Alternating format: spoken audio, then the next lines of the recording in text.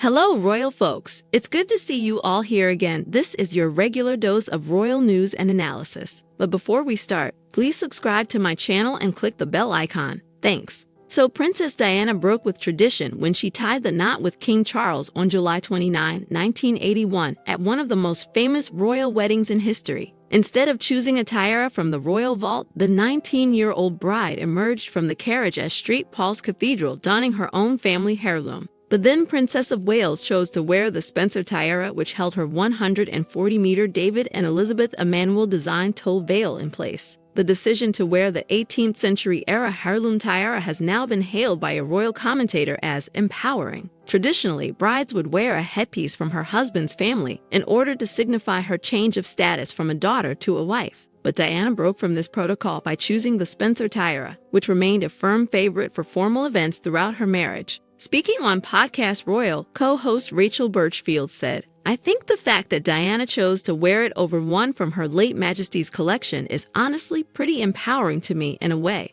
It's like saying, I come from good stock too. My family matters too. Aristocratic stock, at that." In comparison, Sarah Ferguson, who married Prince Andrew at Westminster Abbey just 5 years after Diana and Charles tied the knot, wore the York tiara, given to her by her in-laws, the late Queen Elizabeth and Prince Philip. Miss Birchfield added, "We've said before on the show, but Diana was actually more blue-blooded and aristocratic than Charles. I thought that was really interesting." The family tiara was a combination of many pieces of jewelry, with the center being a gift from Lady Sarah Spencer to Cynthia Spencer, Countess Spencer, on her wedding day in 1919. The Spencer tiara, remounted with new elements made by luxury jeweler Garrett in 1937, was worn by Diana's sisters Lady Sarah and Jane on their wedding days, as well as Victoria Lockwood, who married Diana's brother, Charles, in 1989. When the now monarch and the princess married, their union, which ultimately ended in divorce in 1992, was based on their similarly aristocratic background as opposed to their similar personalities. While Charles came from centuries of royalty, Diana was often deemed the more aristocratic of the former couple, who were 16th cousins. The Spencer family could trace its heritage directly back to King Charles II, as two of his illegitimate children, Henry Fitzroy and Charles Lennox, are distant relatives of Diana and the Spencers.